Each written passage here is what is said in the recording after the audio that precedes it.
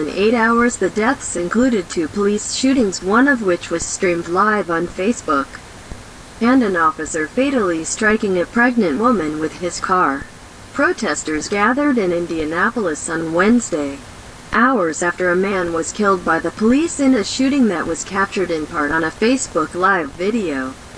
Protesters gathered in Indianapolis on Wednesday, hours after a man was killed by the police in a shooting that was captured in part on a Facebook Live video. Credit Stevie Kirsch, the Indianapolis Star.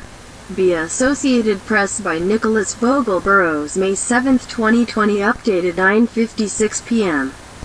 ET. The police in Indianapolis on Thursday faced mounting pressure to provide answers for a traumatic 8-hour stretch in the city in which police officers killed 3 people. A man shot by the police while he streamed the encounter live on Facebook, a pregnant woman who was fatally struck by an officer's car, and a 19-year-old man who may have called 911 to lure the police to an apartment before firing at them. Hundreds of protesters gathered downtown and at the scene of one of the shootings.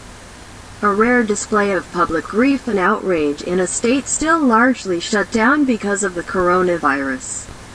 Although the number of people killed by police officers in the city has dropped sharply in recent years, the string of deaths and the harrowing circumstances of each set off renewed scrutiny of the Indianapolis Metropolitan Police Department. Much of the protesters' anger was directed at the first of the 3 encounters, in which Drees John Reed, 21, was shot and killed while running from a police officer after a car chase on Wednesday evening. Mr. Reed, whom the police said they pursued after seeing him nearly hit several cars, was streaming live on Facebook during the chase, and thousands of people were tuned in when he was shot. Randal Taylor, the police chief, said on Thursday that a gun was found near Mr. Reed and that it had been fired twice, but that it was not clear which shots were fired when.